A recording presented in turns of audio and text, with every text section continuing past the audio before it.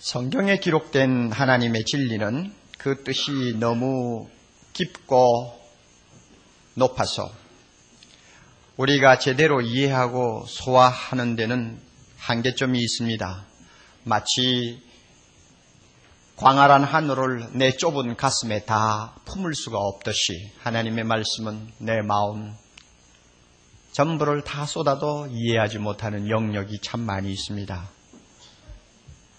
무엇이나 분수에 지나치면 잘못되기 쉬운 것은 우리가 잘 알지 않습니까? 감당하기 어려운 진리는 오해가 많게 되어 있습니다. 예를 든다면 하나님의 사랑, 얼마나 위대한 진리입니까? 얼마나 우리의 가슴을 뭉클하게 하는 진리입니까? 그 진리가 너무 위대하고 커서 전 우주를 다 채우고도 그 우주가 모자랄 정도입니다. 그렇게 광대하고 심오한 진리를 우리가 알다 보니까 다 깨닫지를 못해서 오해를 잘해요. 하나님은 사랑이시다. 그런 하나님이 어떻게 죄인을 벌하느냐, 마음이 아파서 어떻게 벌하냐, 지옥을 만드시다니 하나님을 모욕해도 분수가 있지 사랑의 하나님이 무슨 지옥을 만드느냐, 이런 식으로 이제 오해를 해버립니다. 하나님의 거룩과 공의를 무시해버리는 것이죠. 하나님의 주권에 대해서 여러분 알고 계시지 않습니까? 자기 마음에 원하는 대로, 좋아하시는 대로 무엇이나 다 계획하시고 실천하시는 것이 하나님의 주권입니다. 그런 하나님이라면 구태여 우리 보고 해라 말라 할 것이 뭐 있느냐, 안 되는 것은 하나님 책임이지 하고는 인간의 책임을 희석시켜버리는, 경시하는 이런 방향으로 가르치는 사람들이 생깁니다. 이 오해죠. 로마서를 공부하면서 여러분 오직 믿음만 있으면 구원받는다 하는 진리를 귀가 아프도록 듣지 않습니까? 믿기만 하면 되는구나. 믿음이 구원을 얻는다는데 왜 꼭 거룩하게 살았느냐, 죄를 범했느냐, 회개해라, 왜 그렇게 하느냐, 믿기만 하면 된다는데 하고는 오해를 해버리면 무엇이 걸립니까? 순종하는 삶을 중요하게 여기지 아니하는 자리에 빠집니다. 이렇게 하나님의 말씀, 진리는 잘못하면 우리가 오해를 해버립니다.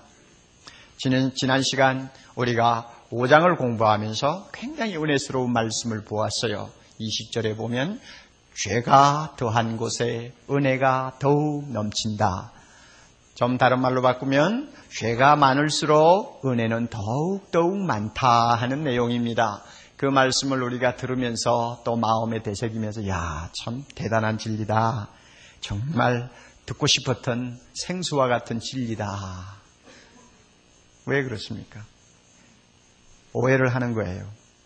이제부터 죄 짓는 문제에 대해서는 고민할 필요가 없고 신경 쓸 필요가 없다. 은혜를 많이 받기 위해서 죄 짓는 것이면 뭐가 나쁘냐.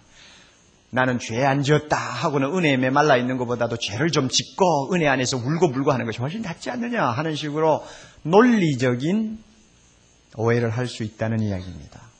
논리적으로 따질 때는 충분히 그런 오해를 우리에게 일으킬 수가 있습니다. 하나님의 말씀을 공부하는 사람은 균형 감각을 잃어버리면 안 됩니다. 어떤 말씀 하나를 너무 지나치게 편파적으로, 이기적으로 우리가 이해를 하기 시작하면 균형을 잃어버립니다. 로마서 5장 20절을 보고 은혜 받은 사람은 균형이 있는 사람이면 반드시 6장 23절도 한번 볼 줄 알아야 합니다. 6장 23절에는 무엇이라고 나와 있습니까? 죄의 싹선 사망이다. 얼마나 대조적인 말씀입니까? 죄가 더한 곳에 은혜가 넘친다고 하는 말씀이 있는가 하면 죄의 싹선 사망이라고 준엄하게 우리를 향해서 경고하시는 말씀이 있다는 것을 배워야 합니다. 이 양자를 정확하게 보고 이해하는 것이 균형 감각입니다. 사도 바울은 우리가 이렇게 논리적으로 빠지기 쉬운 오해, 어떤 때는 이런 오해에 많이 걸려 넘어지기 때문에 이 오해를 미리 막기 위해서 6장을 통해서 로마서 5장 20절의 오해를 예방하기 시작합니다. 1절에 뭐라고 말합니까? 은혜를 더하게 하려고 죄에 거하겠느냐 하고 질문을 먼저 던집니다. 죄에 거한다는 말은 계속해서 죄를 짓는다는 뜻이요. 죄를 끊지 못한다는 말이요. 회개하지 않는다는 말입니다. 은혜를 더 받기 위해서 이렇게 죄에 거할 수 있겠느냐? 대답은 간단합니다. 그럴 수 없느니라. 굉장히 강한 어투입니다. 일종의 막말입니다. 무슨 소리야? 말도 안 되는 소리 그만둬! 하는 말입니다. 설명이 무엇이 필요하냐? 하는 이야기입니다. 하나님은 진리를 오해하고 악용하는 자에 대해서는 항상 이렇게 강경한 어조를 자주 쓰십니다. 아무리 죄가 많은 곳에 은혜가 넘친다고 할지라도 그것을 구실로 해서 우리가 죄 속에 머물러서 죄를 계속 반복하며 회개하지 아니하는 생활을 할 수가 없다는 이야기입니다. 그러면 그 이유가 어디 있느냐? 왜 죄 속에 거할 수가 없느냐? 이유는 한마디로 요약됩니다. 2절 중간에 죄에 대하여 죽은 우리가 죄에 대해서 죽었는데 어떻게 죄 속에 또 거할 수 있느냐? 이 죽음은 한 번 죽는 죽음입니다. 이미 과거에 죽은 죽음을 이야기합니다. 그래서 과거 동사를 씁니다. 죄를 안 지우려고 날마다 죽어야 한다는 의미가 아니에요. 앞으로 계속 죽는 훈련을 하라는 말이 아닙니다. 성경 다른 곳에 있는 말씀처럼 나는 날마다 죽노라 하는 그 죽음을 이야기하는 것 아닙니다. 과거에 한 번 완전히 죽었던 사건을 이야기합니다.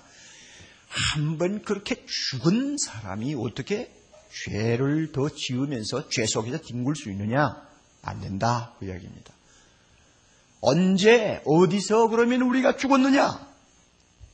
어디에서 죽었냐?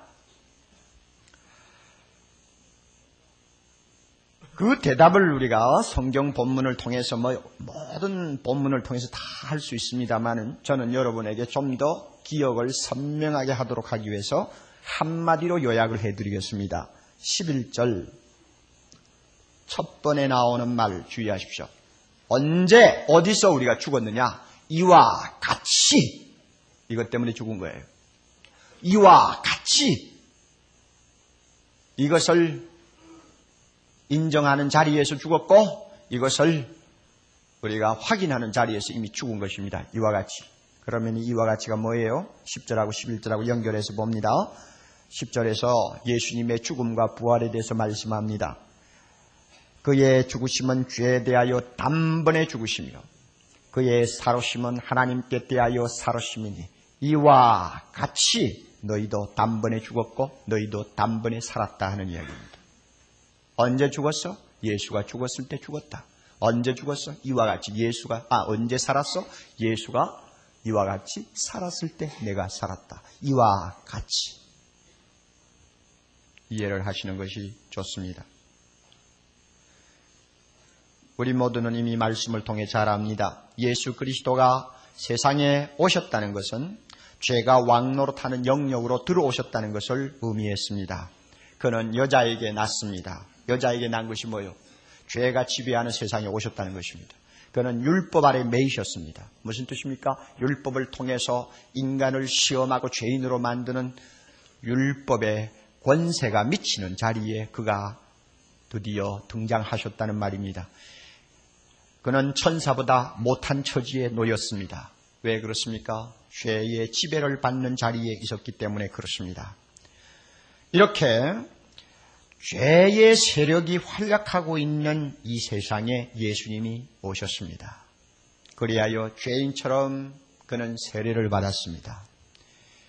죄인처럼 마귀에게 시험을 받았습니다.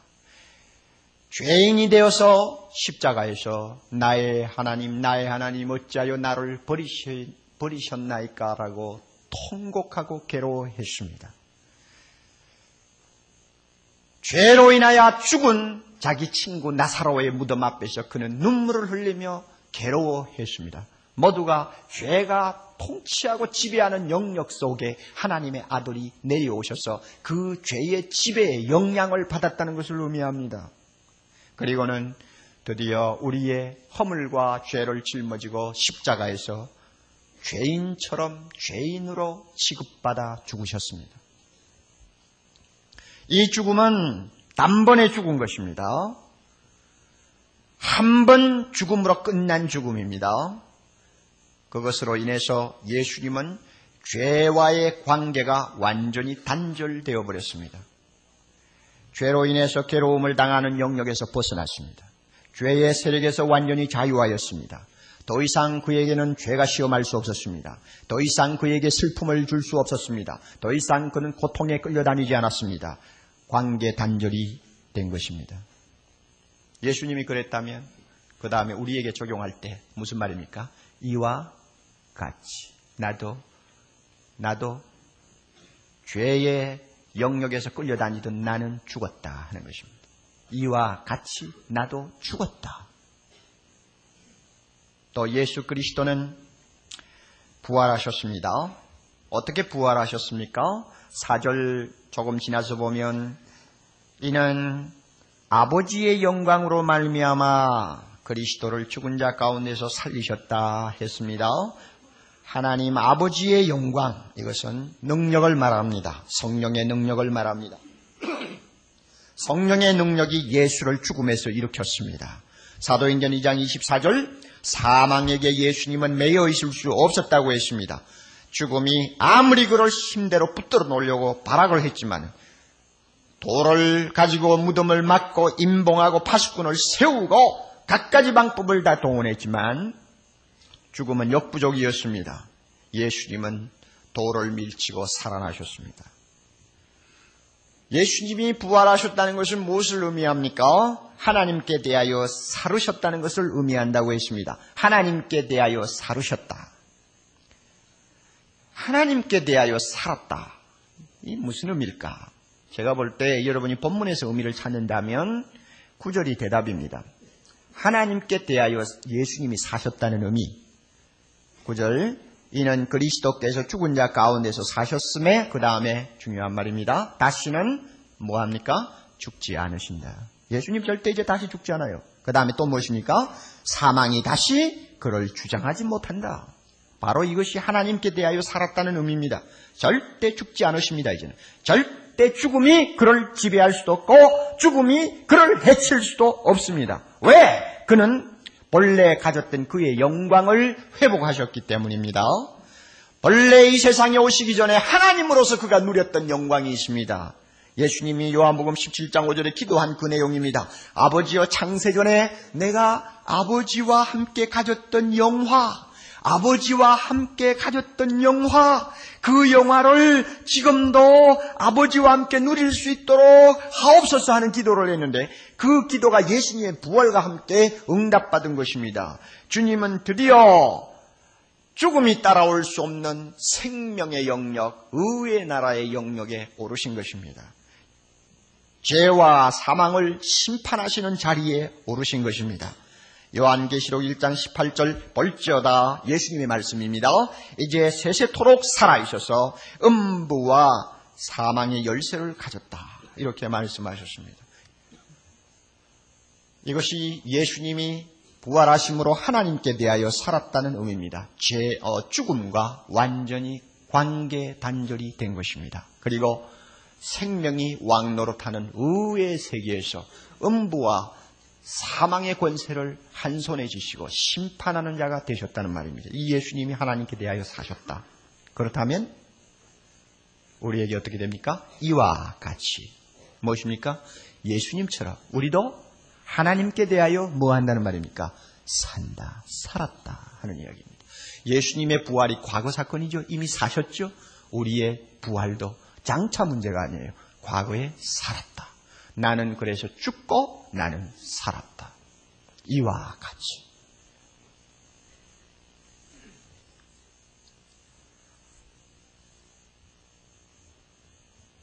이처럼 이와 같이라고 하는 이 진리를 우리가 참 이성으로는 이해하기가 어렵습니다. 그렇지만 이미 5장에서 아담과 우리와의 관계를 통하여 이러한 일들이 이미 가능할 수 있었다는 것을 생각해 보았습니다. 기억하실 수 있죠? 아담이 죄 짓는 자리에 우리가 없었지만 우리는 함께 죄를 지었고 아담이 죄값으로 죽자 우리도 함께 죽었다고 했습니다. 이제 성경의 진리입니다. 이 관계를 우리가 확인한 이상 예수 그리스도에게도 마찬가지로 그 관계가 적용된다는 것을 알아야 합니다. 예수 그리스도가 십자가에 못 박힐 때 그 현장에 나는 없었지만은 나는 그와 함께 죽었습니다. 그가 부활하실 때 그 영광의 현장을 나는 전혀 목격하지 못했지만 나는 그와 함께 살았습니다. 그리하여 죄에 대하여는 죽었고 하나님을 대하여는 산 자가 되었습니다.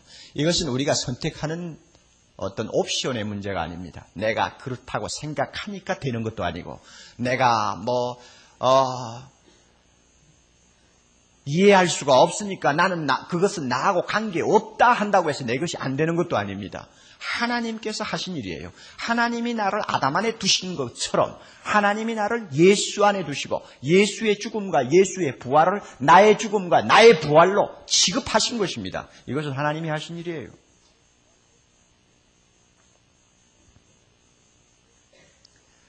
또 하나 우리는 질문을 던질 수 있습니다. 어떻게 이와 같이라고 하는 사건이 나에게 일어날 수 있었는가? 어떻게 예수 함께 죽고 예수 함께 살았다. 이와 같이라고 하는 사건이 나에게 해당될 수 있는가? 참 중요한 질문입니다. 무엇에 근거해서 그것이 가능한가? 여기에 대한 대답. 다시 한마디로 요약해서 여러분에게 알려드립니다. 11절 중간에 11절을 먼저 봅니다. 이와 같이 너희도 너희 자신을 죄에 대하여는 죽은 자요. 그 다음에 중요한 말씀 무엇입니까? 그리스도 예수 안에서. 바로 이것이 대답입니다. 어떻게 이와 같이라고 하는 사건이 나에게 일어날 수 있었는가? 그리스도 예수 안에라고 하는 이것 때문에 가능한 것입니다. 그리스도 예수 안에서라는 것은 바울이 쓴 서신 가운데서는 가장 유명한 구절이라고 말할 수가 있습니다. 제일 깊은 의미를 담고 있고 가장 많이 바울이 사용하는 말이었고 또 신학적으로 바울 사상을 전부 포함하는 한마디의 함축된 표현이라고 말할 수가 있습니다. 헬라어를 통해서 검토를 하면은 몇 번을 사용했느냐 하는 문제에 대해서 약간 의견 차이가 있습니다. 왜 그런가 하면은 그 원문의 해석에 따라서 그렇다고 볼 수도 있고 그렇지 않다고 볼 수 있는 내용이 모호한 내용이 조금 있기 때문입니다. 그래서 적어도 164번에서 200번 정도 바울이 자기가 쓴 성경에서 그리스도 안에서 혹은 예수 안에서라는 말을 쓰고 있습니다. 이만큼 중요한 말이에요. 그리스도 안에서라는 게 무슨 의미냐? 이 그리스도 안에서라는 말을 설명하는 것이 오늘 우리가 읽은 본문의 3절에서 9절까지의 내용입니다. 그렇게 보시면 여러분이 전체를 꿰뚫려 보는데 도움이 됩니다. 다시 말씀드릴까요? 그리스도 안에서, 그리스도 예수 안에서라는 그 말의 의미를 구체적으로 설명하는 내용이 3절에서 9절까지 내용이다. 그 말씀입니다. 그러면 무슨 의미입니까? 이것은 그리스도와 우리와의 연합관계를 이야기합니다. 연합관계. 한 몸이 되었다는 것을 의미합니다. 예수와 우리가 좀 더 실감나게 말한다면 결혼한 관계라는 것을 이야기하는 것입니다. 한 몸이 되었다는 것을 말합니다. 이것이 그리스도 예수 안에서입니다. 예수 안에 내가 있고 내 안에 예수가 있는 관계를 말합니다. 이 관계가 언제부터 우리에게 실제로 적용이 되었는가 하면 세례를 받을 때부터 적용된다고 말씀합니다. 3절에 봅니다. 무릇 그리스도 예수와 합하여 다 같이 그 다음에 무엇입니까? 세례를 받은 우리는 그의 죽으심과 합하여 세례를 받았다 이렇게 말씀했습니다. 4절에 가면 세례받은 우리는 그의 죽으심과 합하여 세례를 받았다 함께 장사되었다 그랬습니다. 5절에 가면 세례받은 우리는 그의 죽으심을 또 특별한 말이 나옵니다. 본받아 연합한 자가 되었다는 독특한 말이 나옵니다. 위에는 합하여라는 말이 나왔는데 밑에는 본받아 연합했다 하는 말이 나옵니다. 본받아 연합했다는 말은 합하였다는 말을 조금 더 구체적으로 표현한 말이라고 할 수 있습니다. 이것은 접붙임을 받았다는 의미를 갖고 있습니다. 나무의 가지를 꺾어가지고 다른 나무에다 접을 하죠. 이 접붙임을 받았다. 우리는 예수 그리스도에게 접붙임을 받은 가지라 그 말입니다. 그리고 6절에 가서도 세례받은 우리는 우리의 옛사람이 예수와 함께 십자가에 못 박혔다 그랬습니다. 다시 말해서 예수의 죽음이 우리의 죽음이 되고 그의 부활이 우리의 부활이 될 수 있었던 근거는 세례를 통해서 우리가 예수 그리스도 안에 들어왔기 때문이다.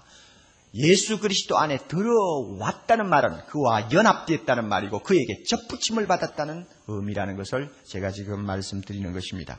자연히 우리는 세례에 대한 관심을 갖게 됩니다. 세례는 여기서 말하는 세례는 우선 물세례를 가르친다고 하는 것은 틀리지 않습니다. 세례를 여러분이 다 받으셨잖아요. 성부와 성자와 성령의 이름으로 세례를 주노라고 위에다가 물을 이렇게 우리가 뿌리지 않습니까? 이 세례를 받는 것 중에 받는 의미 중에 하나가 당신은 이제 세례받음으로 예수 그리스도와 함께 죽었고 예수 그리스도와 함께 살았다는 것을 고백하는 것입니다. 하는 의미가 담겨 있습니다. 이런 의미에서 볼 때는 물을 머리에 찍어서 하는 세례보다는 침례가 훨씬 더 실감나는 세례라고 할 수 있습니다. 강으로 데리고 가서 아니면은 큰 목욕탕 같은 것을 만들어 놓고는 이 예복을 입고 그 안에 들어오면 세례를 주는 집례 목사가 그 사람을 물속으로 푹 한 일자로 그냥 담굽니다. 푹 담가놓고는 당신은 이제 예수와 함께 죽었어. 그 다음엔 또 일으킵니다. 당신은 예수와 함께 살았어. 어떻습니까? 침례가 더 실감 나겠죠? 원하시면 제가 한강에 가서 해드리겠어요. 그러니까 내가 볼 때에 믿음이 좀 없고 좀 문제가 있다 싶은 사람은 저 물속에 더 푹 담가가 오래 일으키지 않고 두는 거예요. 그래서 다 죽어갈 때 일으키는 거예요. 그래야 더 실감이 날 거예요. 당신이 예수와 함께 완전히 죽었어. 다시 일어날 때 당신은 살았어. 이게 물세례의 의미입니다. 그러나 여기서 주의할 것, 우리가 받는 물세례가 비로소 예수 그리스도와 연합하는 사건을 가능케 했다고 믿으면 안 됩니다. 다시 말하면 우리가 물세례를 받을 때 비로소 우리는 그리스도 예수 안에 들어와서 예수와 하나 되는 사건이 일어났다고 생각하면 안 됩니다. 물세례는 믿음으로 이미 죄사함을 받고 예수와 연합되었다는 사실을 공인하는 후속 절차에 지나지 않습니다. 좋은 예로 사도행전 10장 보면 고넬료 집에 가서 베드로가 복음을 전하는데 갑자기 성령이 그들의 머리 위에 임하여 놀라운 일들이 일어났습니다. 그때 47절 베드로가 무엇이라고 말합니까? 이 사람들이 우리와 같이 성령을 받았으니 누가 능히 물로 세례를 주물 그 말이요 했습니다. 그렇게 보세요. 고넬료 사람들은 먼저 믿었습니다. 믿고 나자 그 다음에 성령이 그들에게 임하였습니다. 그리고 나서 물 세례를 주었습니다. 그렇다면은 물 세례는 이미 일어난 일에 대한 후속 조치라고 말이에요. 이런 의미에서 물 세례가 우리를 예수 그리스도와 연합하게 만든다 이렇게 생각하면 안 됩니다. 언제 우리는 그러면 예수 그리스도 안에 들어왔느냐? 언제 예수 그리스도와 연합했느냐? 예수 믿고 고백하면서 성령의 세례를 받을 때 이 사건이 일어납니다. 다시 말씀드립니다. 예수 그리스도를 진심으로 내가 나의 주 나의 하나님으로 고백하고 무릎을 꿇는 순간 그 사람에게 누가 임합니까? 성령이, 여러분이 알기 모르게 성령이 여러분의 마음을 감동시키시고 새 사람으로 만들어 놓습니다. 그때 이미 나는 그리스도 안에 들어온 사람이요, 그때 이미 나는 예수와 연합된 사람이 되는 것입니다. 바로 이것입니다. 그리고 나서 몇 달 동안 교회 다니면서 성경 공부하고 준비하다가 드디어 교회에서 됐다, 당신 세례받을 자격이 있다 하면은 비로소 물세례 받는단 말이에요. 그러니 물세례를 받아야 나는 드디어 예수와 연합된 사람이다 이렇게 주장하면 안 됩니다. 이것은 캐톨릭에서 하는 소리지 우리 성경을 바로 알려고 하는 신교에서는 그런 것을 용납할 수가 없습니다. 고린도전서 12장 13절 보면 우리가 유대인이나 헬라인이나 종이나 자유자나 다 한 성령으로 세례를 받아 한 몸이 되었고 또 다 한 성령을 마시게 하였느니라. 성령을 통해서, 성령의 세례를 통해서 우리는 형제들과 한 몸이 되고 동시에 예수 그리스도와 하나 되는 놀라운 역사를 체험하게 됩니다. 그러면 여러분, 그리스도와 함께 십자가에 못 박힌 나는 어떤 납니까? 어떤 내가 십자가에서 예수님과 함께 못 박혀 죽었다는 것입니까? 6절에서 그 대답이 나옵니다. 우리의 옛사람이라고 말합니다. 우리가 알거니와 우리 옛사람이 예수와 함께 십자가에 못 박혔다 그랬습니다. 옛사람이요. 이것은 우리의 본성을 의미하는 것 아닙니다. 우리의 기질이 아닙니다. 우리의 몸에 남아있는 어떤 죄의 성향을 이야기하는 것 아닙니다. 뭐냐 그러면 옛사람은 아담 안에서 함께 죄지었던 납니다. 아담 안에서 함께 사형선고를 받았던 납니다. 죽음의 노예가 되었던 납니다. 그 옛자가 예수와 함께 십자가에서 죽었다는 것입니다. 죽음이라는 것은 대단한 파괴력을 갖고 있습니다. 일단 죽음이 오면 인간관계가 완전히 끊어져 버립니다. 법적 관계도 다 끊어집니다. 생존 관계도 완전히 중단됩니다. 죽은 남편을 향해서 사랑을 안 해준다고 투정할 수도 없고 죽은 남편에게 어떤 책임을 물을 수도 없습니다. 심지어 빚쟁이도 사람이 죽어버리면 손을 들어버립니다. 법관도 시체를 앞에 놓고 어떤 형을 가할 수가 없습니다. 죽은 자는 완전히 자유하는 것입니다. 주마다 다 그런지는 모르지만 제가 살던 미국의 어느 주에서 제가 장례식을 집례하면서 묘지까지 가본 일이 있는데 보니까 장례 행렬이 지나갈 때는 교통신호도 빨간불, 파란불 신호도 무력해져요. 아무 힘이 없어요.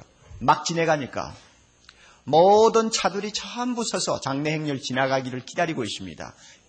교통승전도 맥을 못 써요. 죽은 시체 앞에는 모두가 손을 들어버리나 봐요. 그냥 일사천리로 통과합니다. 이만큼 죽음은 우리에게 모든 책임에서 벗어나게 하고 모든 지배에서 벗어나게 하고 우리를 자유케 만듭니다. 죽음 앞에서는 세상에 있는 모든 힘이 무력해집니다. 마찬가지로 옛사람이 예수와 함께 죽어버렸기 때문에 죄가 마음대로 손에 쥐고 주무르던 내 옛자아가 죽어버리자 이 죽음 때문에 죄와의 관계가 완전히 끊어져 버린 것입니다. 죄는 우리에게 더 힘을 쓸 수가 없게 되었습니다. 우리는 자유했습니다. 죄가 우리를 다스릴 수가 없습니다. 우리는 더 이상 죄의 지배를 받을 수가 없게 된 것입니다. 이 사실을 여러분이 아셔야 돼요. 우리의 죽음이 얼마나 확실한 것이냐 하는 것은 예수님의 죽음이 얼마나 확실한 것에 달려 있습니다. 예수님은 죽으시자마자 장사되어 돌무덤 속에 들어갔습니다.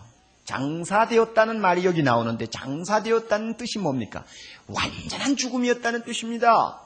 장례식을 여러분 하려면은 조금이라도 의심이 나는 구석이 있으면 장례식 못합니다. 장례식은 사망 확인서거든요. 요즘에 내사 문제가 또 사람들의 관심사가 되어 자주 입에 오르내립니다.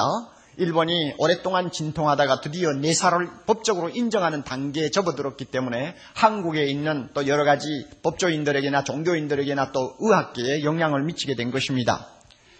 뇌관을 포함한 전 뇌의 기능 정지, 이것이 뇌가 죽었다는 것을 말하는데 이것을 의학적으로 인정하면 심장이 뛰고 있어도 허파가 작동하고 있어도 죽은 사람으로 간주하고 장례식 할 수 있다는 이야기입니다.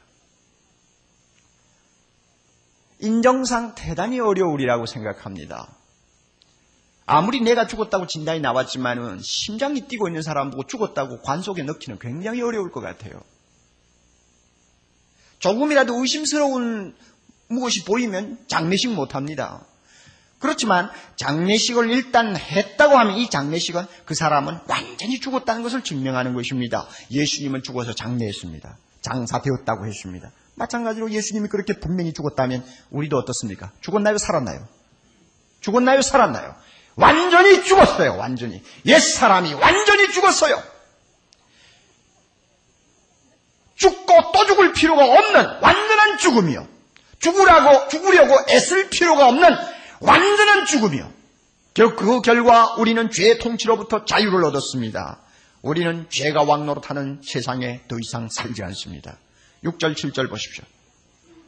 6절 우리가 알거니와 우리 옛사람이 예수와 함께 십자가에 못 박힌 것은 왜 못 박혔느냐? 죄의 몸이 멸하여 다시는 우리가 그 다음에 다같이 죄에게 종노릇하지 아니하려 함이니 왜 그러느냐? 이는 죽은 자가 죄에서 벗어나 의롭다 하심을 얻었습니다. 우리 옛사람이 죽고 예수 믿어 새사람이 됨으로 인하여 우리는 하나님 앞에 죄인이 아니요 의롭다 함을 받은 의인이기 때문에 그렇습니다. 죄가 우리를 지배할 수 없습니다. 우리는 죄에게 끌려다니는 존재가 아닙니다. 죄에게 끌려다니던 존재는 이미 십자가에서 죽었어요. 옛사람이 다 죽었습니다.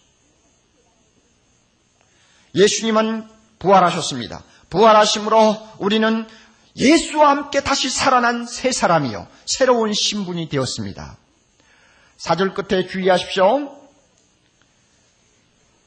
4절을 제가 다시 읽습니다. 그러므로 우리가 그의 죽으심과 합하여 세례를 받음으로 그와 함께 장사되었다고 그랬죠. 장사되었나니 이는 아버지의 영광으로 말미암아 그리스도를 죽은 자 가운데서 살리심과 같이 우리도 또 살리셨는데 그것이 무엇입니까? 또한 새 생명 가운데서 행하게 하려 하십니다. 새 사람, 새 생활 하는 사람으로 우리가 다시 살아났다는 것입니다.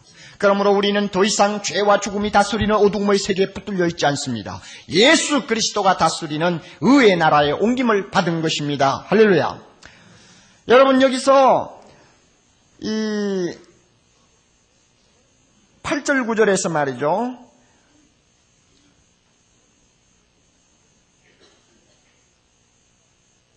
예, 6절에 봅니다. 죄의 몸이 멸하여 다시는 우리가 죄에게 종노릇하지 아니하려 함이니 마치 미래형 동사 같죠.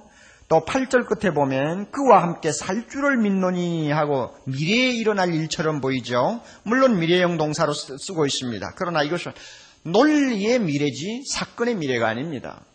사람이 죽고 나면 예수님의 경우 살 것이 틀림없죠. 예수님은 죽었죠? 살았습니다. 앞으로 죽은 자는 살아난다는 이야기입니다. 이것은 마지막 때 예수님이 재림하실 때 산다는 이야기가 아닙니다.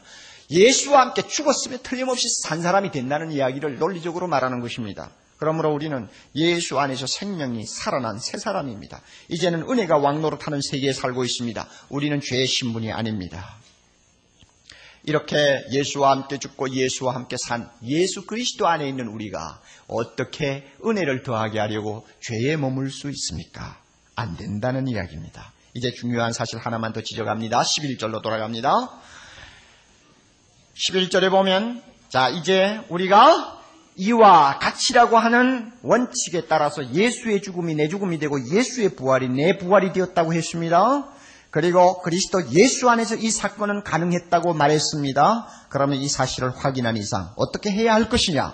이와 같이 너희도 너희 자신을 죄에 대하여는 죽은 자요 그리스도 예수 안에서 하나님을 대하여는 산 자로 다 같이 여길지어다. 이제 이것이 중요합니다. 원문상 이것은 명령문으로도 가능합니다. 산자로 여겨라! 산자로 여겨라! 하는 말입니다. 여긴다는 뜻이 무엇입니까? 믿으라는 말보다 더 강합니다. 기정사실로 받아들이라는 말입니다. 이것은 체험의 문제가 아닙니다. 내가 깨닫든지 못 깨닫든지 상관없어. 이미 일어난 기정사실이니까 그것을 그대로 받으라 하는 이야기입니다. 내가 체험한다고 아는 것도 아니고 체험하지 못한다고 모르는 것도 아니다. 이것은 이미 성경 말씀에 하나님이 그렇게 인정하셨으니 그대로 받으라 하는 이야기입니다. 그러면 여러분 이런 말 할 것입니다. 내가 아직 죄를 짓는 일이 많지 않아? 가끔 내가 죄를 짓는데 어떻게 내가 옛사람이 죽었다고 말할 수 있어? 내가 아직도 습관적인 죄 때문에 몸부림을 치면서 살고 있는데 어찌 나는 죄의 지배를 받지 않는다고 말할 수가 있나? 여러분 스스로가 그렇게 괴로워하면서 의심의 구렁텅이에 빠질 수가 있습니다. 말씀드립니다. 여러분 자신을 보면 안 됩니다. 여러분 자신을 보면 안 돼요. 대답하십시오. 내가 죽었기 때문에 예수가 죽었습니까? 예수가 죽었기 때문에 내가 죽었습니까? 어느 쪽이요? 예수가 죽었기 때문에 내가 죽었지 않아요. 내가 죽었기 때문에 예수 죽은 거 아니에요. 내가 살았기 때문에 예수가 산 거 아니에요. 순서를 바꾸지 말라고요. 그러므로 누구를 보아야 합니까? 예수님을 보아야 합니다. 예수가 죽은 것이 분명하면 나 옛사람은 죽은 거예요. 예수가 살았으면 나는 분명히 살았어요. 죄에 대하여 분명히 나는 옛사람이 죽었어요. 그러므로 내가 서로 지금 죄를 짓고 있다 할지라도 그건 문제 삼지 말라 그 말입니다. 그 문제는 다음 시간에 제가 다룹니다. 그건 문제 삼지 말라 그 말이요.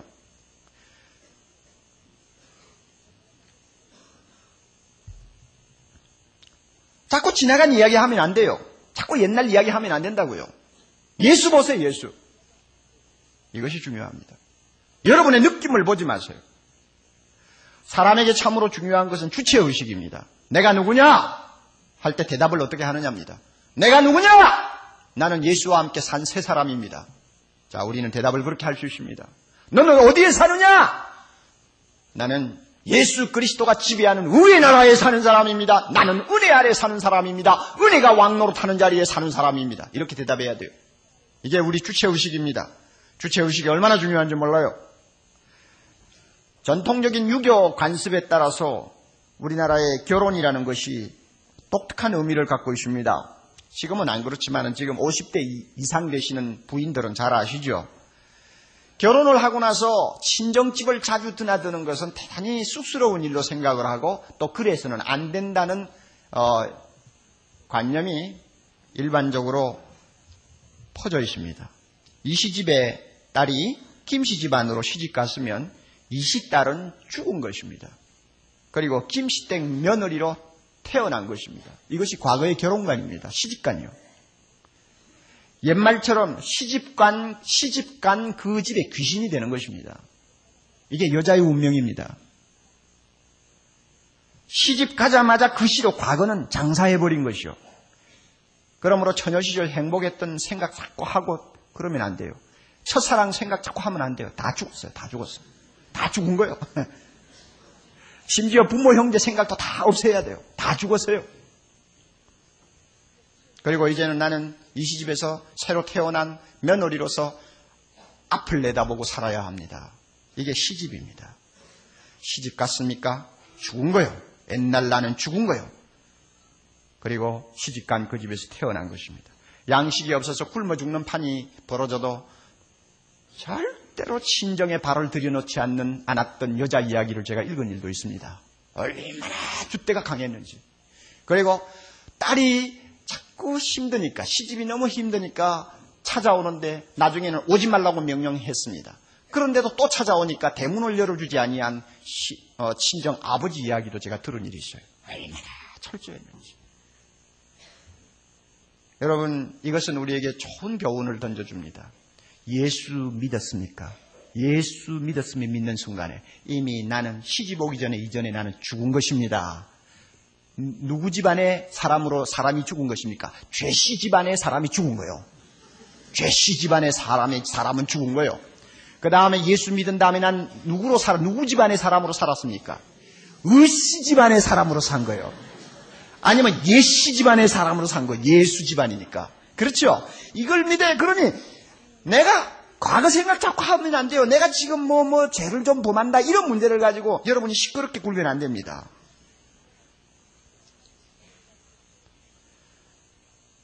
이와 같이 예수와 함께 죽고 살았다는 이 연합관계를 우리가 확실히 믿으면 참 우리에게 주는 위로와 여러 가지 그 신앙 구원의 확신이 참 많습니다.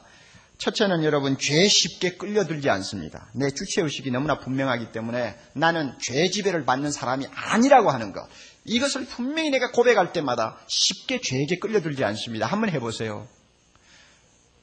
6장 11절을 여러분이 집에 가셔서 외우시면서 한번 해보세요. 과거처럼 그렇게 자꾸 끌려들어가나? 안 끌려들어갑니다.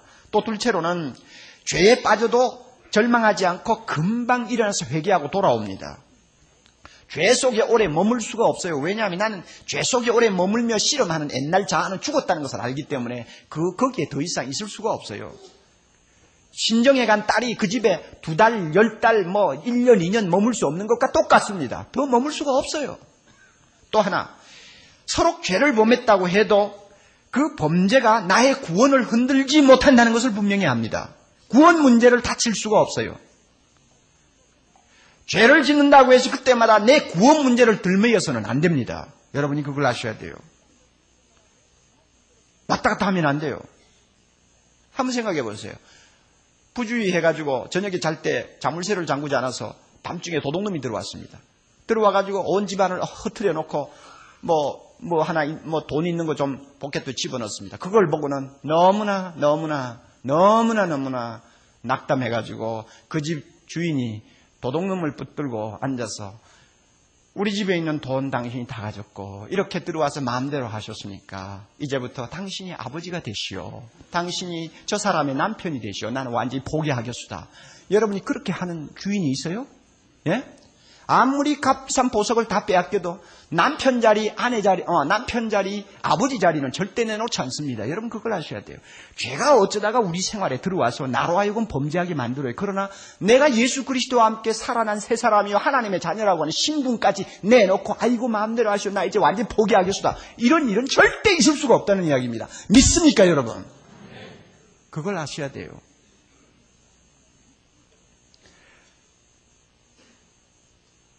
믿음이 아주 좋은 분들이 임종할 때 이상한 현상이 일어나는 일을 가끔 봅니다. 우리 할머니가 그랬는데 일생 동안 새벽 3시 되면 교회에 나가서 엎드려 기도하는 분이요. 새벽종을 자기가 손수 치는 분이요. 평생 예수 안에서 살았던 분이 임종하기 전 3일 전부터 발작을 시작해가지고는 예수 안 믿는 사람처럼 행동했습니다. 심지어 예수가 어디 있느냐고 소리를 칠 정도로. 그리고는 막 욕하고 사람들을 저주하고 막 그랬어요. 그거 보면 야, 이 사람이 예수 헛믿었구나. 틀림없이 우리가 의심할 수 있습니다. 그러나 여러분 이런 경우에 의심하면 안 됩니다. 이 진흙으로 빚어진 육신이 80세가 넘어가니까 와해되는 단계 아닙니까? 와해가 되다 보니까 여러분 의학적으로 중추신경에 이상이 생기는 거예요. 순환 계통이 망가지는 것입니다. 이러다가 보니까 육체 기능상 발작이 일어나는 거예요. 그러므로 그 발작은 그 사람의 구원 문제와 관계가 없는 거예요. 그 발작은 발작하는 그분의 책임이 아니에요. 그것은 어디까지나 우리 육체라고 하는 몸의 기능의 책임이란 말이에요. 그만큼 구원의 확신은 철저한 것입니다. 왜? 우리 할머니가 평소에 예수 믿고 신앙생활할 때 이미 그는 멸망받아야 할 옛자는 예수와 함께 십자가에 죽었고 이미 예수의 부활과 함께 그는 하나님의 자녀로 태어나서 일생 동안 믿음으로 살았기 때문에 마지막에 육체가 주는 어떤 발작행위 때문에 그 사람은 구원에서 떨어졌다. 그렇게 말할 수가 없다는 말입니다. 무슨 말씀인지 아시겠어요? 그러므로 우리는 내가 예수 그리스도 안에서 예수와 연합된 관계 속에서 지금 살고 있다는 것을 분명히 믿는 사람은 죄에 대한 태도가 다릅니다. 그리고 더 나아가서는 죄 속에 거할 수가 없습니다. 회개하고 즉시 돌아옵니다. 그리고 구원 문제를 들먹이지 않습니다. 절대로. 마귀에게 미끼를 던져주지 않아요. 꼭 믿으시기 바랍니다. 이것이 하나님께서 우리에게 주신 축복입니다. 11절 다 같이 읽습니다. 이와 같이 너희도 너희 자신을 죄에 대하여는 죽은 자요 그리스도 예수 안에서 하나님을 대하여는 산 자로 여길지어다. 아멘. 이번 한 주간 동안 우리가 함께 외워야 될 성경 말씀입니다. 꼭 여러분이 포켓에 넣고 다니면서, 저 항상 넣고 다녀요. 넣고 다니면서 꼭 외우세요. 항상 틈이 나는 대로 내서 묵상하고 읽으세요. 그리고 오늘 말씀을 잘 이해하지 못하는 분은 테이프를 사가지고 몇 번이라도 들으면서 여러분 자신이 진리를 깨닫고 진리 위에 굳게 서는 삶을 살기를 바랍니다. 성경에 기록된 하나님의 진리는 그 뜻이 너무 깊고 높아서 우리가 제대로 이해하고 소화하는 데는 한계점이 있습니다. 마치 광활한 하늘을 내 좁은 가슴에 다 품을 수가 없듯이 하나님의 말씀은 내 마음 전부를 다 쏟아도 이해하지 못하는 영역이 참 많이 있습니다. 무엇이나 분수에 지나치면 잘못되기 쉬운 것은 우리가 잘 알지 않습니까? 감당하기 어려운 진리는 오해가 많게 되어 있습니다. 예를 든다면 하나님의 사랑 얼마나 위대한 진리입니까? 얼마나 우리의 가슴을 뭉클하게 하는 진리입니까? 그 진리가 너무 위대하고 커서 전 우주를 다 채우고도 그 우주가 모자랄 정도입니다. 그렇게 광대하고 심오한 진리를 우리가 알다 보니까 다 깨닫지를 못해서 오해를 잘해요. 하나님은 사랑이시다. 그런 하나님이 어떻게 죄인을 벌하느냐, 마음이 아파서 어떻게 벌하냐, 지옥을 만드시다니 하나님을 모욕해도 분수가 있지 사랑의 하나님이 무슨 지옥을 만드느냐, 이런 식으로 이제 오해를 해버립니다. 하나님의 거룩과 공의를 무시해버리는 것이죠. 하나님의 주권에 대해서 여러분 알고 계시지 않습니까? 자기 마음에 원하는 대로 좋아하시는 대로 무엇이나 다 계획하시고 실천하시는 것이 하나님의 주권입니다. 그런 하나님이라면 구태여 우리 보고 해라 말라 할 것이 뭐 있느냐? 안 되는 것은 하나님 책임이지 하고는 인간의 책임을 희석시켜버리는, 경시하는 이런 방향으로 가르치는 사람들이 생깁니다. 이 오해죠. 로마서를 공부하면서 여러분, 오직 믿음만 있으면 구원받는다 하는 진리를 귀가 아프도록 듣지 않습니까? 야, 믿기만 하면 되는구나. 믿음이 구원 얻는다는데 왜 꼭 거룩하게 살았느냐, 죄를 범했느냐, 회개해라, 왜 그렇게 하느냐, 믿기만 하면 된다는데 하고는 오해를 해버리면 무엇이 걸립니까? 순종하는 삶을 중요하게 여기지 아니하는 자리에 빠집니다. 이렇게 하나님의 말씀, 진리는 잘못하면 우리가 오해를 해버립니다. 지난 시간 우리가 5장을 공부하면서 굉장히 은혜스러운 말씀을 보았어요. 20절에 보면 죄가 더한 곳에 은혜가 더욱 넘친다. 좀 다른 말로 바꾸면 죄가 많을수록 은혜는 더욱 많다 하는 내용입니다. 그 말씀을 우리가 들으면서 또 마음에 되새기면서 참 대단한 진리다. 정말 듣고 싶었던 생수와 같은 진리다. 왜 그렇습니까? 오해를 하는 거예요. 이제부터 죄 짓는 문제에 대해서는 고민할 필요가 없고 신경 쓸 필요가 없다. 은혜를 많이 받기 위해서 죄 짓는 것이면 뭐가 나쁘냐. 나는 죄 안 지었다 하고는 은혜에 메말라 있는 것보다도 죄를 좀 짓고 은혜 안에서 울고불고 하는 것이 훨씬 낫지 않느냐 하는 식으로 논리적인 오해를 할 수 있다는 이야기입니다. 논리적으로 따질 때는 충분히 그런 오해를 우리에게 일으킬 수가 있습니다. 하나님의 말씀을 공부하는 사람은 균형 감각을 잃어버리면 안 됩니다.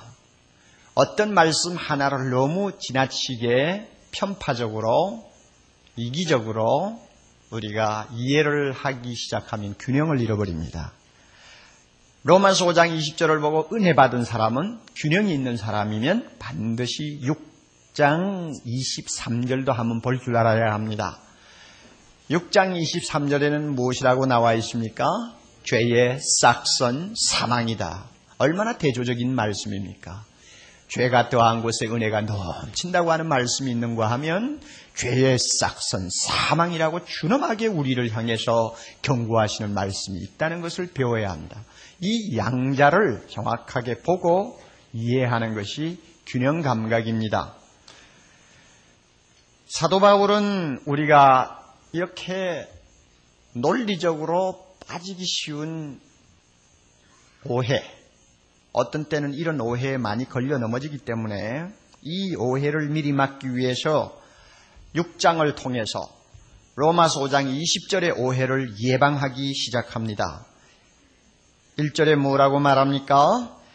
은혜를 더하게 하려고 죄에 거하겠느냐 하고 질문을 먼저 던집니다. 죄에 거한다는 말은 계속해서 죄를 짓는다는 뜻이요, 죄를 끊지 못한다는 말이요, 회개하지 않는다는 말입니다. 은혜를 더 받기 위해서 이렇게 죄에 거할 수 있겠느냐? 대답은 간단합니다. 그럴 수 없느니라. 굉장히 강한 어투입니다. 일종의 막말입니다. 무슨 소리야? 말도 안 되는 소리 그만둬! 하는 말입니다. 설명이 무엇이 필요하냐? 하는 이야기입니다. 하나님은 진리를 오해하고 악용하는 자에 대해서는 항상 이렇게 강경한 어조를 자주 쓰십니다. 아무리 죄가 많은 곳에 은혜가 넘친다고 할지라도 그것을 구실로 해서 우리가 죄 속에 머물러서 죄를 계속 반복하며 회개하지 아니하는 생활을 할 수가 없다는 이야기입니다. 그러면 그 이유가 어디 있느냐? 왜 죄 속에 거할 수가 없느냐? 이유는 한마디로 요약됩니다. 2절 중간에 죄에 대하여 죽은 우리가 죄에 대해서 죽었는데 어떻게 죄 속에 또 거할 수 있느냐? 이 죽음은 한 번 죽는 죽음입니다. 이미 과거에 죽은 죽음을 이야기합니다. 그래서 과거 동사를 씁니다. 죄를 안 지우려고 날마다 죽어야 한다는 의미가 아니에요. 앞으로 계속 죽는 훈련을 하라는 말이 아닙니다. 성경 다른 곳에 있는 말씀처럼 나는 날마다 죽노라 하는 그 죽음을 이야기하는 것 아닙니다. 과거에 한 번 완전히 죽었던 사건을 이야기합니다. 한 번 그렇게 죽은 사람이 어떻게 죄를 더 지으면서 죄 속에서 뒹굴 수 있느냐? 안 된다. 그 이야기입니다. 언제 어디서 그러면 우리가 죽었느냐? 어디에서 죽었냐? 그 대답을 우리가 성경 본문을 통해서